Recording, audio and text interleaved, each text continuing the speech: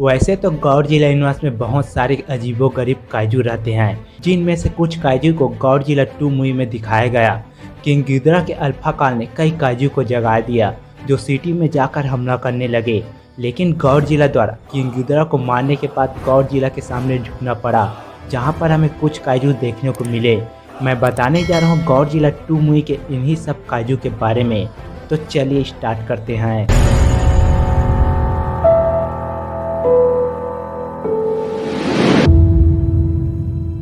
पहला है Godzilla king of the monsters.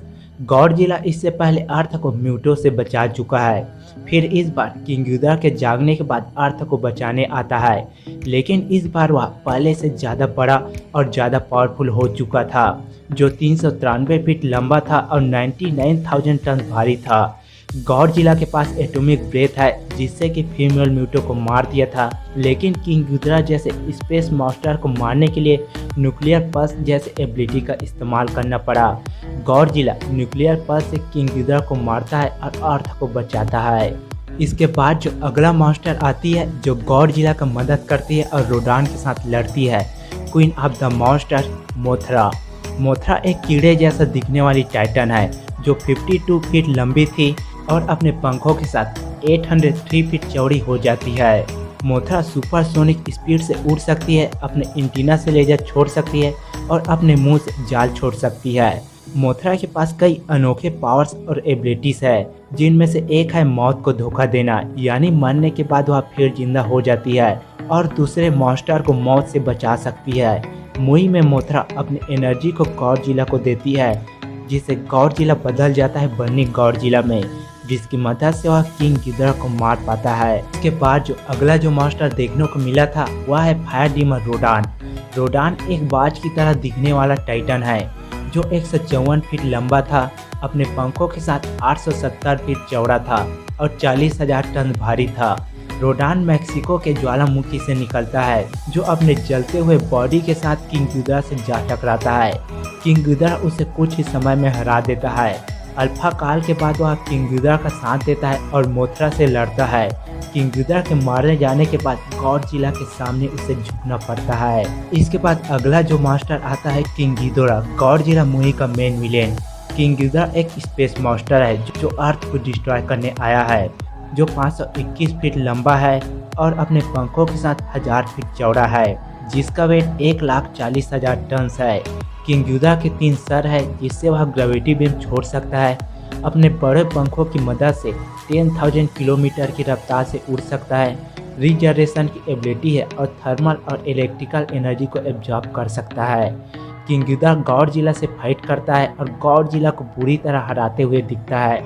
लेकिन अंत में गॉडजिला अपने न्यूक्लियर पल्स से किंग गिदोरा को मार देता है और बन जाता है किंग ऑफ द मॉन्स्टर्स। ये तो थे वो मॉन्स्टर जो हमें मुख्य रूप से दिखाए गए, लेकिन किंग गिदोरा के अल्फा काल के बाद हमें कुछ काइजू की झलक देखने को मिलते हैं, जो सिटी को तबाह करने के लिए बाहर आते हैं। फिर ये काइजू लास्ट में गॉडजिला के सामने झुकते हैं, जिनमें है सीला, जो अल्फा काल के बाद तबाही मचाते हुए अर्थ के ऊपर आती है। सीला एक फीमेल मकड़ी टाइटन है, जिसके 6 पैर हैं। सीला 341 फीट लंबी है, जो लैंड और वाटर दोनों में रह सकती है। सीला मोनार्क आउटपोस्ट 52 एनोर्जियोना से निकली थी।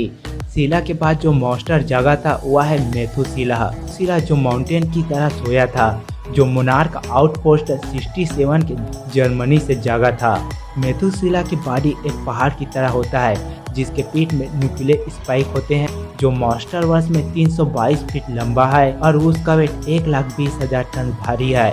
यह मॉन्स्टर अक्सर माउंटेन के बीच रहता है, जो कि उसका शरीर माउंटेन की तरह है। इसके बाद जो अगला जो टाइटन है, जो नॉर्थ अमेरिका के सिटी को तबाह करते नजर आता है, मेहमत प्रेहिस्टोरिक एलिफेंट जैसे दिखने वाला एक जीव है, जिसके बहुत बड़े दांत सामने की तरफ निकले होते हैं, जो 300 फीट लंबा था, जो हमें मूवी के लास्ट में भी दिखता है। एक और जो टाइटन जो हमें गॉडजिला 2 मूवी में दिखाया गया है, वह है म्यूटो। इससे पहले गॉडजिला फिल्म में हमें म्यूटो को दिखाया जा चुका है, लेकिन ये नए फीमेल म्यूटो थी, जो हमें गॉडजिला मूवी में देखने को मिला, जो सिटी को तबाह करते नजर आ रही थी और लास्ट में गॉडजिला के सामने झुकती है। दोस्तों ये थे वो मॉन्स्टर जो हमें गॉडजिला 2 मूवी में देखने को मिले। इसके अलावा मॉन्स्टरवर्स में बहुत सारे टाइटन्स हैं जो हमें नहीं दिखाया गया, जिनमें से कुछ गॉडजिला वर्सेस कॉन्ग मूवी में देखने को मिलेंगे। दोस्तों अगर आपको यह वीडियो पसंद आया तो वीडियो को लाइक करें, चैनल को सब्सक्राइब करें और ज़्यादा शेयर करें।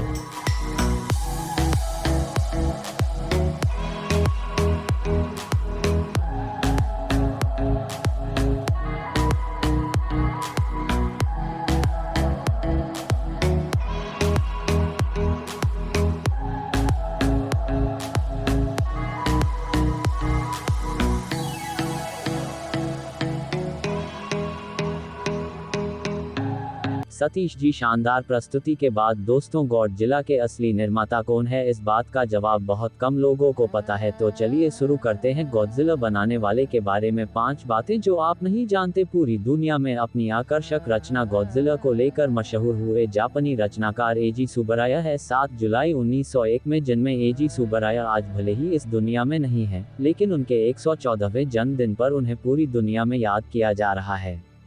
इनका निधन 68 साल की उम्र में 25 जनवरी 1970 को हो गया था।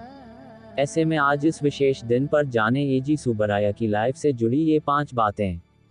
गॉडजिला का फैक्ट नंबर 1, WW2 के प्रचारक माने गए जापान के एजी सुबराया अपनी उत्तम रचनाओं के दम पर जापान के दूसरे विश्व युद्ध में WW2 के प्रचारक माने गए हैं।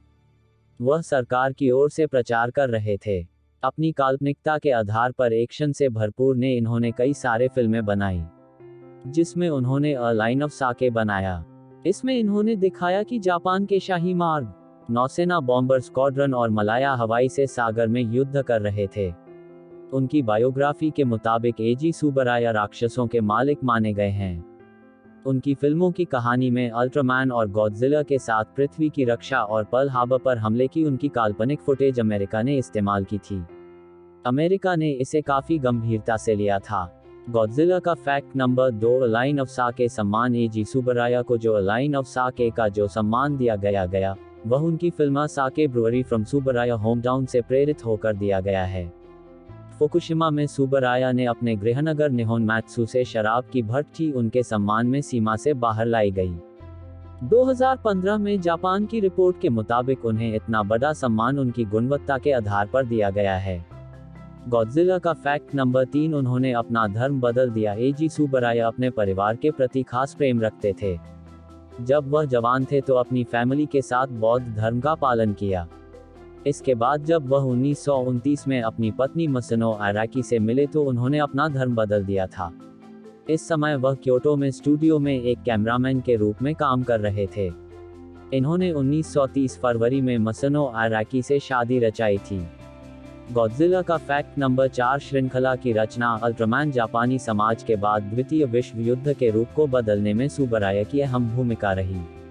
उन्होंने शाही युद्ध के प्रयास के साथ अपने जुड़ाव को एक ऑनलाइन जीवनी के अनुसार बयां किया है। वह 1950 में टोहो स्टूडियो के एक स्पेशल डिपार्टमेंट में कार्यरत थे। उनके अंडर में करीब 60 से अधिक लोग काम कर रहे थे। इस टीम में निर्देशक इशिरो होंडा और निर्माता टोमोकी तनाका की मदद से उन्होंने करीब 250 से अधिक फिल्में बनाई थी, जिसमें उनकी 1960 के दशक टीवी श्रृंखला की रचना अल्ट्रामैन सबसे ज्यादा फेमस रही। गॉडजिला का फैक्ट नंबर 5, बनाम किंग कॉन्ग। गॉडजिला की सफलता के बाद से सुबराया ने मीडिया को सार्वजनिक रूप से अपने काम करने के बारे में बताया। उनका कहना था कि मैंने निक्कत्सु स्टूडियो के लिए काम किया है। इस फिल्म को शायद मैं कभी नहीं भूल सकता हूँ। मुझे उम्मीद है कि मैं एक दिन राक्षस पर फिल्में बनाऊंगा और 1960 के दशक के उस पार गॉडजिला काम करेगा। उस दौर में गॉडजिला बनाम किंग कॉन्ग पलायन पर फिल्में बनेंगी। एजी सुबराया ने अपनी अद्भुत सोच और उस दौर की टेक्नोलॉजी से एक रबर के सूट में आदमी का इस्तेमाल किया है। इसमें इन्होंने एक राक्षस जैसा आतंक करते फैलाते हुए गॉडजिला को दिखाया है। तो दोस्तों, गॉडजिला के मुख्य वर्जन है। सबसे बेहतरीन ओरिजिनल गॉडजिला जापान का है, दूसरा हॉलीवुड का गॉडजिला। आप इन दोनों किसके फैंस हैं? मुझे अपनी राय कमेंट बॉक्स में जरूर लिखें और जानकारी अच्छी लगी हो तो अपने दोस्तों के साथ जरूर शेयर करें।